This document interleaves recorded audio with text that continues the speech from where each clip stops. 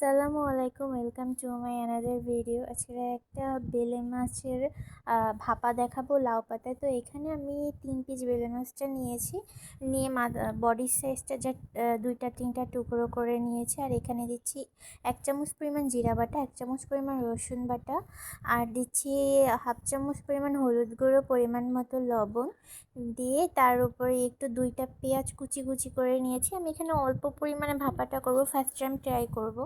আর এখানে দিচ্ছি আমি এখানে দিয়েছি 2 টেবিল চামচ পরিমাণে সরিষার তেল। সরিষার তেলটা দিয়ে এবার ভালো করে এটাকে হাতে মাখিয়ে নিতে হবে। হাতে মাখানো হয়ে গেলে আমার এটাকে আধা ঘন্টার মতো রেখে দিব। রেখে দেওয়ার পর আমরা যে লাউ পাতায় আমরা এগুলো করব, লাউ পাতাগুলো আমি গাছ থেকে ছেড়ে নিয়েছি। আর লাউ পাতাগুলো অবশ্যই একটু বড় বড় দেখে নেবেন, তাহলে ভাজ করতে সুবিধা হবে। তো আমি এখানে 2টার মতো বানাবো, তো আমি এখানে 4টা বড় বড় দেখে লাউ পাতা নিয়েছি। ভালো করে লাউ পাতাটাকে ধুয়ে নিয়ে হালকা একটু আগুনে একটু সেঁক দিয়ে নিতে হবে, তাহলে ভাজ করার সময় এটা ভেঙে যাবে না। তো এখানে আমি মাছটা দিয়ে দিচ্ছি। মাছটা দিয়ে ভালো করে আমি ভাজ করে নেব। আমি যেভাবে ভাজ করব আপনারাও ঠিক সেভাবে ভাজ করবেন, তাহলে আপনার লাউ পাতাটা হলো মানে বেরিয়ে যাবে না, লাউ পাতা থেকে মাছগুলো বেরিয়ে যাবে না। তো মাছটা দিয়ে আমি উপরে 2টা কাঁচা ঝাল দিয়েছি আর একটু সরিষার তেল দিয়ে ভালো করে ভাজ করে নেব।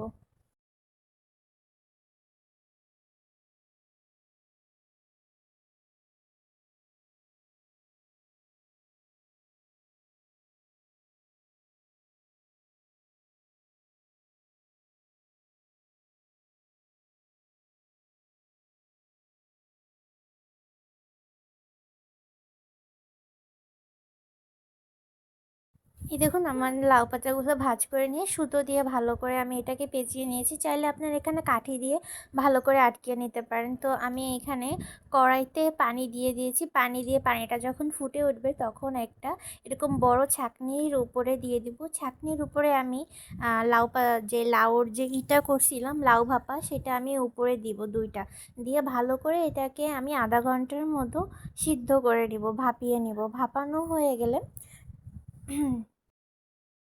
এই দেখুন, আমার ভাপানোটা হয়ে গিয়েছে। যখন এরকম হয়ে যাবে তখন মনে করতে হবে যে ভাপানোটা হয়ে গিয়েছে, তখন আমি এটাকে নামিয়ে নিব।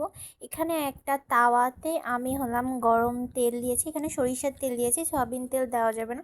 যখন তেলটা গরম হয়ে যাবে তখন আমি ভাপানো ইগুলো দিয়ে দেবো, লাউ পাতাগুলো দিয়ে ভালো করে এপিট ওপিট করে ভালো করে লাল লাল করে ভেজে নেব।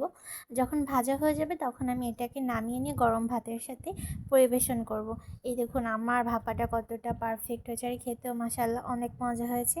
তো দেখা হচ্ছে অন্য কোনো ভিডিওতে। আজকের মতো এখানেই, আল্লাহ হাফেজ।